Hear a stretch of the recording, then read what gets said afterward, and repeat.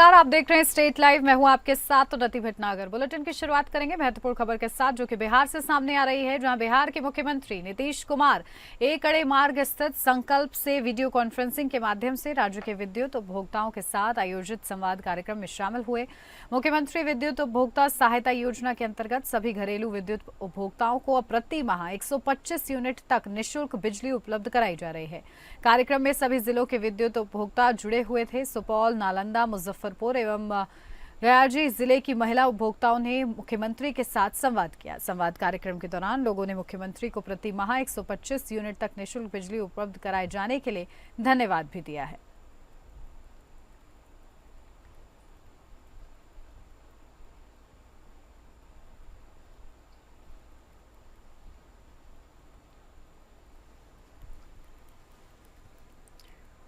और अब बढ़ते हैं आगे। भागलपुर से अब खबर है, जहां भागलपुर के नवगछिया अनुमंडल में गंगा नदी का जलस्तर लगातार बढ़ने से हालात गंभीर होते जा रहे हैं। नदी के जलस्तर में वृद्धि के साथ साथ कटाव की रफ्तार भी तेज हो गई है।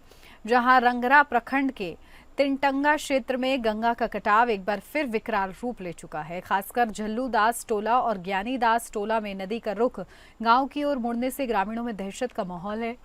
ज्ञानीदास टोला में नल जल योजना के तहत बना एक जल मीनार महज 40 सेकंड में गंगा में समा गया। प्रत्यक्षदर्शियों के मुताबिक नदी की धार इतनी तेज थी कि कुछ ही मिनटों में कई फीट जमीन और बगीचे नदी में विलीन हो गए। वहीं जल मीनार भरभरा कर गिरा और गंगा की लहरों में पूरी तरह गायब हो गया। स्थानीय निवासी बताते हैं कि पिछले एक सप्ताह से गंगा का जलस्तर लगातार बढ़ रहा है और धार का दबाव गांव की ओर बढ़ रहा है। कटाव की इस तेज रफ्तार में न केवल मिट्टी बल्कि पक्की संरचनाएं भी नदी में समा रही हैं। इस दौरान सामने आए एक वीडियो में साफ देखा जा सकता है कि किस तरह मिट्टी के साथ साथ पक्के निर्माण भी पल भर में बह गए। स्थिति दिन ब दिन भयावह होती जा रही है। नदी का दायरा बढ़ने से अब कई घर कटाव के किनारे आ चुके हैं। प्रभावित परिवार अपने घर आंगन का सामान सुरक्षित स्थानों पर ले जाने में जुटे हुए हैं।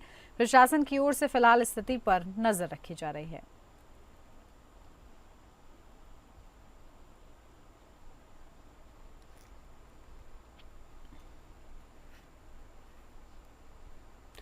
भागलपुर से ही अगली खबर सामने आ रही है, जहां गंगा का रौद्र रूप अब सड़कों पर भी कहर बरपा रहा है। गंगा का जलस्तर बढ़ने के कारण नेशनल हाईवे 80 पर पानी का तेज बहाव देखने को मिल रहा है। जिला प्रशासन ने भवनाथपुर के पास सड़क पर न जाने की अपील की है। इसके बावजूद कई लोग अपनी जान जोखिम में डालकर यहां से आवाजाही कर रहे हैं। सबसे ज्यादा परेशानी भागलपुर से सुल्तानगंज जाने वाले यात्रियों को हो रही है। भवनाथपुर में के पास सड़क पर गंगा का पानी इतनी तेज रफ्तार से बह रहा है कि किसी भी वक्त बड़ा हादसा हो सकता है। प्रशासन ने लोगों से अपील की है कि वे अनावश्यक रूप से इस रास्ते पर ना निकलें और सुरक्षित वैकल्पिक मार्ग का इस्तेमाल करें। परेशानी की अभी गए थे, मतलब भागलपुर में, वहाँ वापस जा रहे थे घर।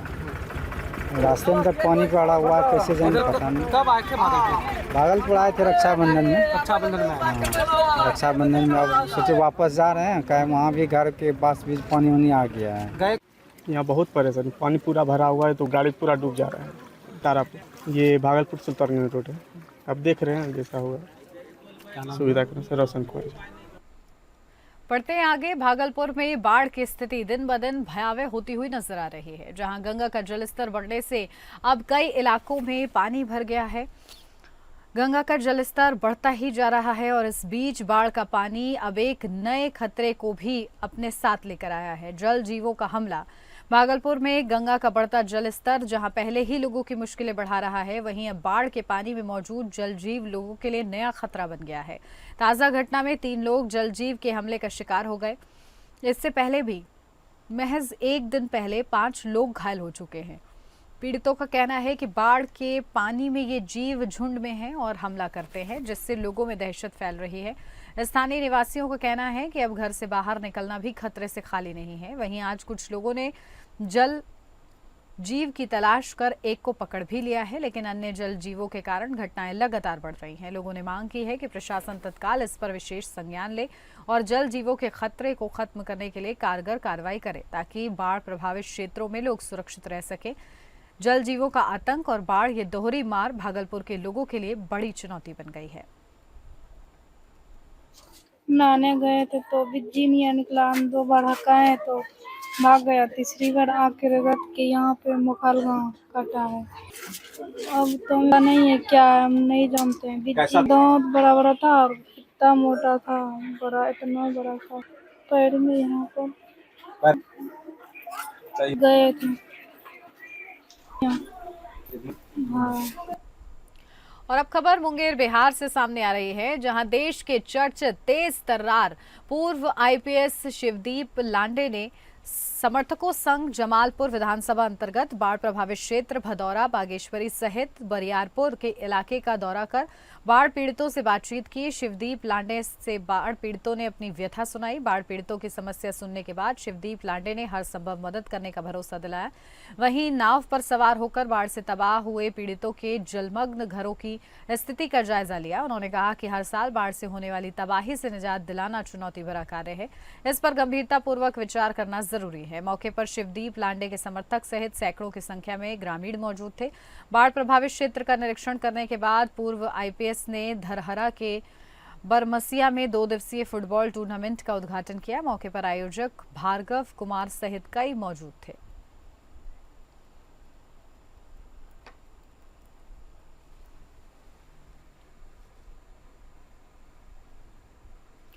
और अब खबर सहरसा जिले से है, जहां जिले के सौर बाजार प्रखंड क्षेत्र के पुराना हाई स्कूल मैदान में रौताखेम पंचायत के मुखिया प्रतिनिधि देवचंद्र यादव उर्फ देवानंद यादव ने हाई स्कूल मैदान में 75 सहरसा विधानसभा चुनाव के मद्देनजर कार्यकर्ताओं का सम्मान समारोह कार्यक्रम आयोजित किया।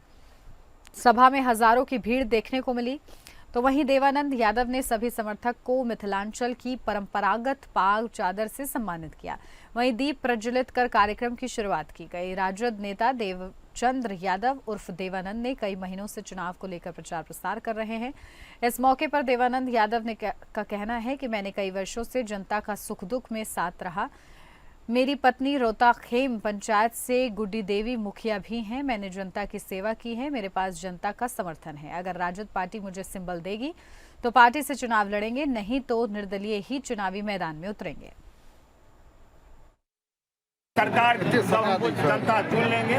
1,65,000 जो मंथली मिलता है विधायक को, हम जनता के बीच में जरूरतमंद के बीच में बांटने का काम करेंगे। किसी गरीब का बेटी का ब्याह हो, चाहे वो कोई निशा कोई इलाज के लिए दर दर भटक रहा है, उनकी गति में हम बांटेंगे। 1,65,000 मंथली बांटेंगे और सबको माध्यम से आप सबके जरिए से, सोशल मीडिया के जरिए से सबको हम जानकारी देने का काम करेंगे।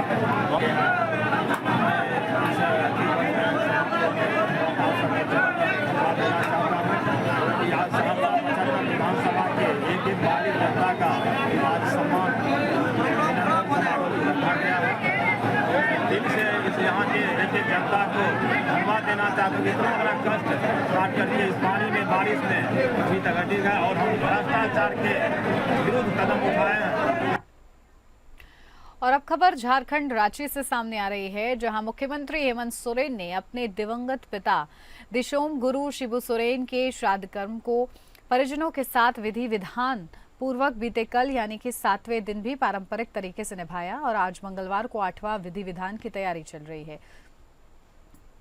तो वहीं 15 अगस्त को शिबू सोरेन के श्राद्ध कर्म का दशकर्म 16 अगस्त को 11वां है और उसी दिन श्राद्ध भोज भी होने वाला है। इसी संबंध में दिवंगत पूर्व मुख्यमंत्री के पैतृक गांव नेमरा के मुखिया जीतलाल टूडू ने ये बताया है कि मुख्यमंत्री गांव के सभी संताल समाज के लोगों के साथ बैठक कर श्राद्ध कर्म के हर विधि विधान पर चर्चा कर उसका सपरिवार निर्वहन कर रहे हैं। इसके साथ ही श्राद्ध भोज में बनने वाले भोजन के बारे में भी लोगों से वो परामर्श ले रहे हैं। जानकारी मिली है कि अभी तक 5 लाख लोगों के लिए श्राद्ध भोज की व्यवस्था करने का निर्णय लिया गया है।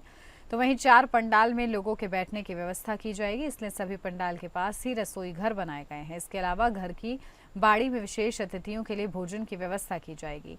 जीतलाल टूडू का ये भी कहना है कि शिबू सोरेन के पसंदीदा साग को भी व्यंजनों में विशेष रूप से शामिल किया गया है और वाहनों की पार्किंग के लिए लुकया टांड से लेकर कई स्थलों को चिन्हित किया गया है।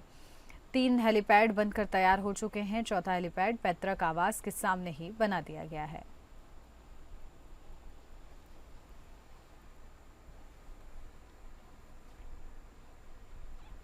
बढ़ते आगे, झारखंड के पूर्व मुख्यमंत्री और दिवंगत नेता शिबू सोरेन को श्रद्धांजलि देने के लिए समाजवादी पार्टी प्रमुख अखिलेश यादव रांची पहुंचे, जहां से वो रामगढ़ जिले के नेमरा गांव में मुख्यमंत्री हेमंत सोरेन से उनके पैतृक आवास में उन्होंने मुलाकात की। उत्तर प्रदेश के पूर्व मुख्यमंत्री और सपा प्रमुख ने शिबू सोरेन को श्रद्धांजलि दी और उनके संघर्ष के दिनों को याद किया है।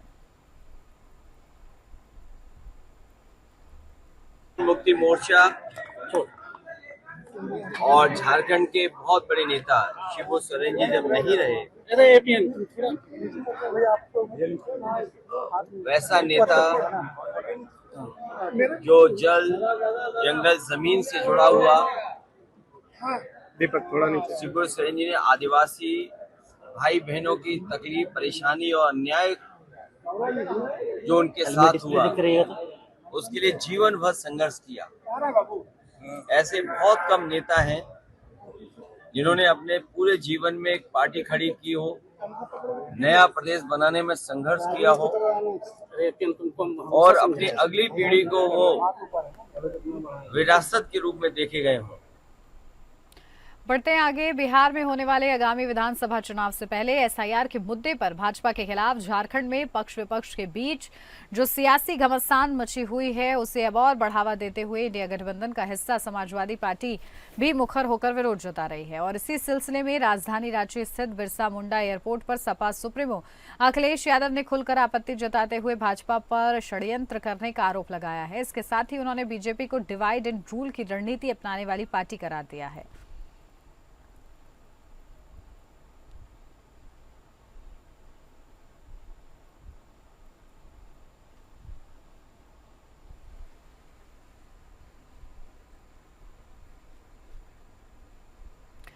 बिहार में होने वाले आगामी विधानसभा चुनाव से पहले एसआईआर के मुद्दे पर झारखंड के मुख्य विपक्षी दल भाजपा भी अब इंडिया गठबंधन पर जोरदार पलटवार कर रही है। और इसी सिलसिले में बीजेपी विधायक व मुख्य सचेतक नवीन जायसवाल ने रांची स्थित अपने कार्यालय में हमारे संवाददाता तृप्ति सिंह से खास बातचीत की है। क्या कुछ महत्वपूर्ण कहा है, आपको सुना देते हैं। इस वक्त हमारे बीच मौजूद हैं नवीन जायसवाल, जो अब मुख्य सचेतक भी बन गए हैं और उन पर बड़ी जिम्मेदारियां सौंपी गई हैं।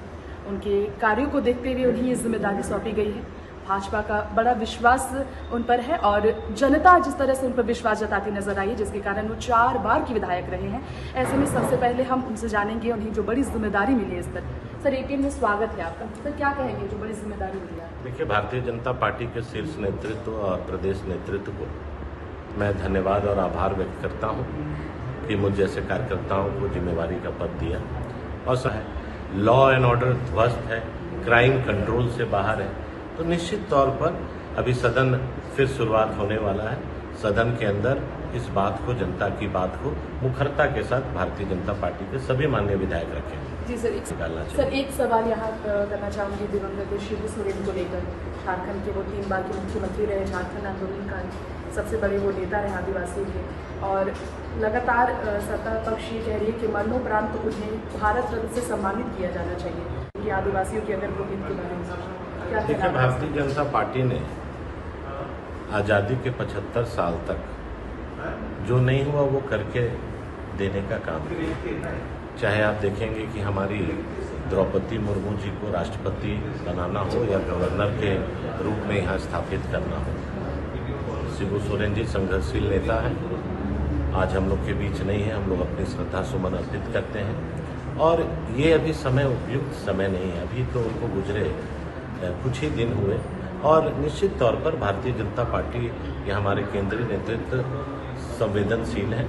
आप देखेंगे कि कर्पूरी ठाकुर को कांग्रेस पार्टी ने आज तक कभी उनको सम्मान देने का काम नहीं किया, लेकिन हमारी ही सरकार ने उनको सम्मान दिया। तो समय आने दीजिए, समय आने पर सभी चीज़ों का जो मामला है उस पर जवाब मिलेगा। आपके लिए एपीएन न्यूज़ से कैमरामैन दीपक के साथ मैं तृप्ति, रांची से नमस्कार।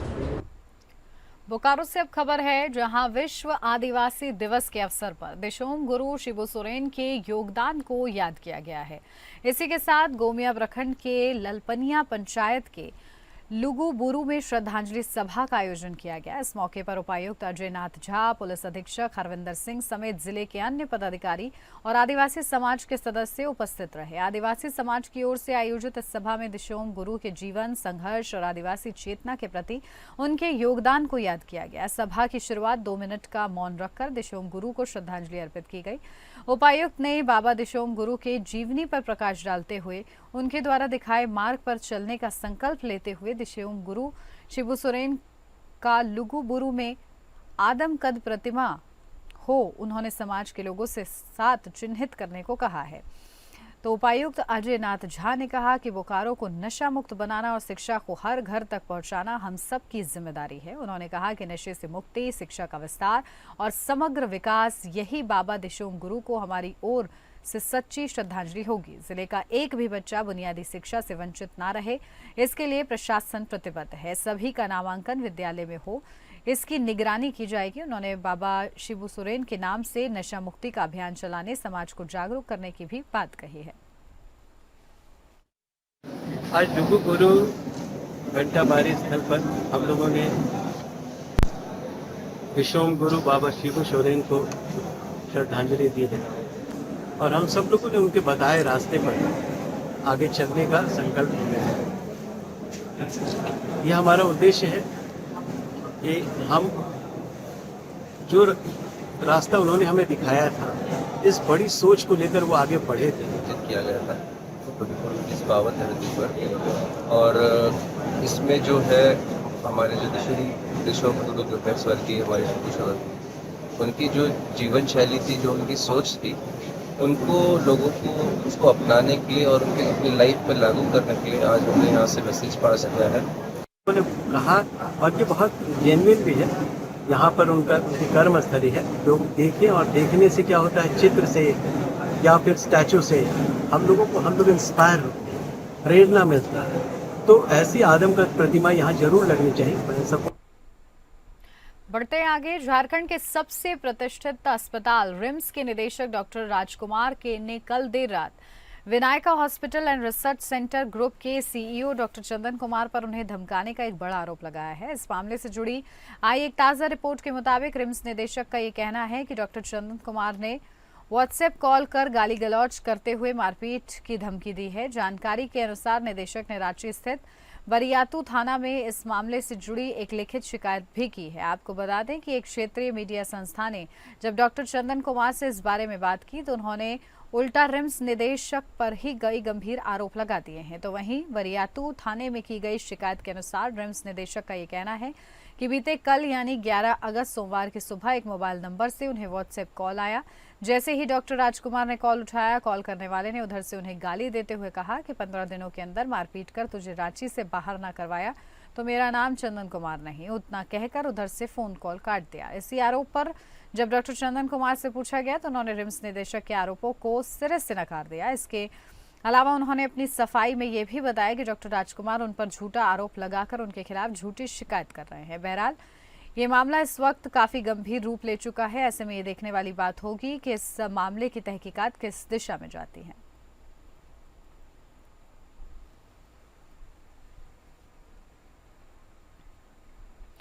झारखंड की राजधानी रांची के उपायुक्त सह जिला दंडाधिकारी मंजुनाथ भजंत्री ने सोमवार को देर शाम आगामी स्वतंत्रता दिवस समारोह के सफल आयोजन को लेकर मोरहाबादी मैदान में चल रही तैयारियों का विस्तृत निरीक्षण किया। इस दौरान उन्होंने मैदान में किए जा रहे सभी व्यवस्थात्मक कार्यों का जायजा लिया और उपस्थित पदाधिकारियों को आवश्यक दिशा निर्देश दिए। मौके पर मंजुनाथ भजंत्री ने मुख्य मंच, परेड ग्राउंड, अतिथि दीर्घा, आम जनता के बैठने की व्यवस्था, पेयजल प्रकाश व्यवस्था, सजावट, सुरक्षा प्रबंधन, पार्किंग व्यवस्था, यातायात नियंत्रण, चिकित्सकीय सुविधा एवं आपातकालीन सेवाओं की तैयारियों की समीक्षा की। इसके साथ ही उन्होंने निर्देश दिया कि सभी कार्य समय सीमा के भीतर और उच्च गुणवत्ता के साथ पूरे किए जाएं ताकि स्वतंत्रता दिवस समारोह सुचारू रूप से संपन्न हो सके।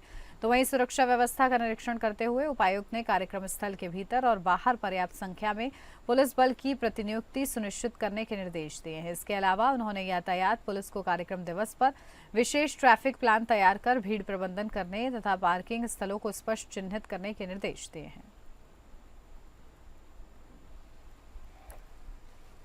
खबर छत्तीसगढ़ से, जहां बसना विकासखंड के ग्राम दुर्गापाली में आज एक पेड़ मां के नाम एवं चरण पादुका वितरण कार्यक्रम का आयोजन बड़े उत्साह के साथ किया गया। छत्तीसगढ़ के मुख्यमंत्री विष्णुदेव साय ने यहां देव वृक्ष रुद्राक्ष का पौधारोपण किया एवं 50 तेंदुपत्ता हितग्राहियों को चरण पादुका वितरण किया। उन्होंने अपनी माता जसमनी देवी के नाम से वृक्षारोपण किया। इस अवसर पर राजस्व मंत्री टंकराम वर्मा, जनप्रतिनिधि और बड़ी संख्या में ग्रामीण जन उपस्थित रहे। दुर्गापाली स्थित सिंदूर पार्क में आयोजित पौधारोपण कार्यक्रम ने एक नया कीर्तिमान स्थापित किया है।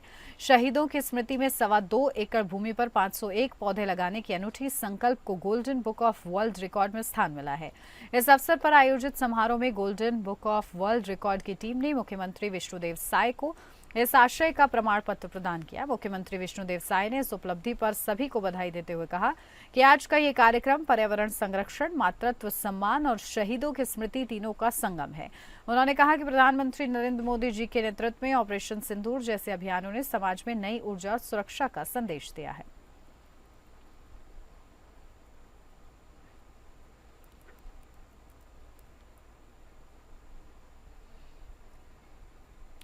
छत्तीसगढ़ के उप मुख्यमंत्री अरुण साव ने आज अटल नगर नवा रायपुर में भूपेश बघेल के बयान पर पलटवार किया है।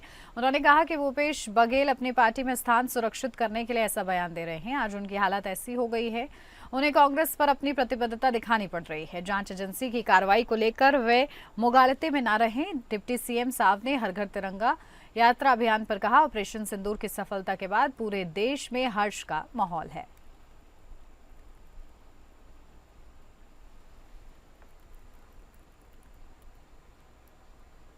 और बस्तर से अब खबर है, जहां वन एवं जलवायु परिवर्तन मंत्री केदार कश्यप ने कोटडाव गांव जिले के मर्दापाल में आयोजित हर घर तिरंगा अभियान के तहत भव्य तिरंगा यात्रा में उत्साहपूर्वक भाग लिया। इस यात्रा में 200 से अधिक मोटरसाइकिलों पर स्थानीय जनप्रतिनिधि और ग्रामीण जन देशभक्ति के नारों के साथ शामिल हुए।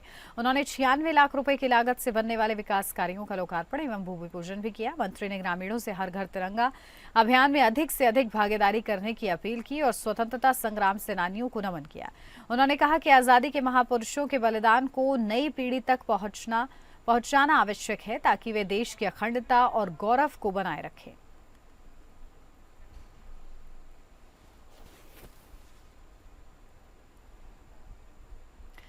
बढ़ते आगे, अति संवेदनशील कोडा गांव के शिक्षण संस्थानों में बैठने की उचित व्यवस्था नहीं होने की वजह से मजबूरीवश बच्चे टीन शेड के नीचे बैठकर पढ़ने को मजबूर हैं। प्रशासन जहां कोडा गांव जिले को नक्सली मुक्त के दायरे में ला चुका है, वहीं जिले की अंदरूनी क्षेत्रों में शिक्षा व्यवस्था पूरी तरह ठप दिखाई पड़ रही है।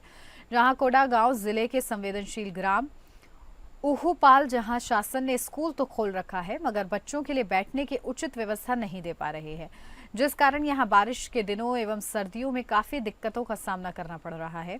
यह उहुपाल स्कूल सिर्फ एक ही कमरा, वहां भी टूटे फूटे सीटों से ढके में संचालित किया जा रहा है, जिसकी वजह से लोगों को काफी परेशानी हो रही है।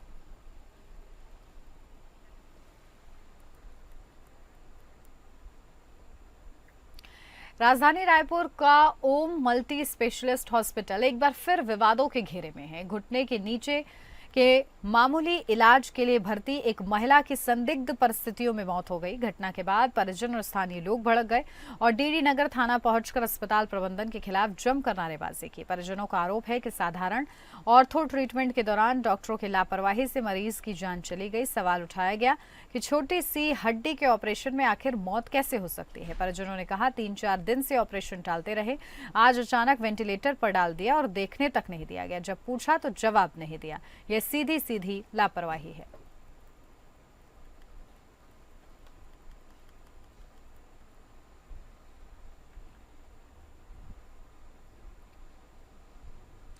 और अब खबर मध्य प्रदेश से है। जबलपुर से सामने आ रही है, जहां सर्किट हाउस पहुंचे मध्य प्रदेश कांग्रेस कमेटी के प्रदेश अध्यक्ष जीतू पटवारी ने पत्रकारों से चर्चा करते हुए चुनाव आयोग पर गंभीर आरोप लगाने के साथ साथ भाजपा के मंत्रियों पर जमकर निशाना साधते हुए कहा कि प्रत्येक विधानसभा ऐसे घर भी है जहां एक ही पते पर 50-50 लोगों के वोट हैं। ऐसी सभी विधानसभा में है, जिसमें साफ पता चलता है कि किस प्रकार से वोटों की चोरी होती है। जब राहुल गांधी ने चुनाव आयोग से डिजिटल डाटा मांगा तो मना कर दिया गया। वहीं इसको लेकर 300 सांसदों ने राहुल गांधी का साथ दिया है, जहां चुनाव आयोग को अपनी भूमिका स्पष्ट करनी होगी, क्योंकि वह सिर्फ भाजपा का तोता बनकर रह गया है। ये तमाम गंभीर आरोप लगाए गए।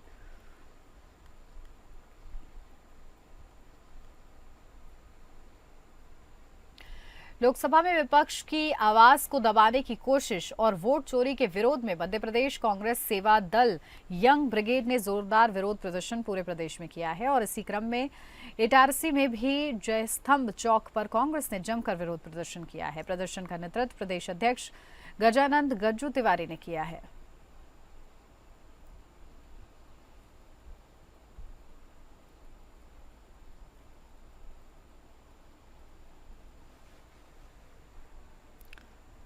और नवी मुंबई से अब खबर है, जहां वाशी स्टेशन पर वडाला में पनवेल की तरफ जा रही ट्रेन की छत पर सोमवार शाम एक युवक झुलसा हुआ मिला है, जिसके बाद रेलवे पुलिस ने उसे वाशी के महानगर पालिका अस्पताल में भर्ती कराया है। उसकी स्थिति काफी गंभीर बनी हुई है। युवक के पास एक कंपनी का आइडेंटिटी कार्ड भी मिला है, जिस पर उसका नाम अंकुर पांडे लिखा हुआ है। युवक ट्रेन की छत पर मिला था, इसलिए आशंका जताई जा रही है कि वह ओवरहेड वायर में फंसकर झुलसा होगा। आइडेंटिटी कार्ड में मोबाइल नंबर नहीं होने के कारण अब तक उसके परिजनों को खोजा नहीं जा सका है।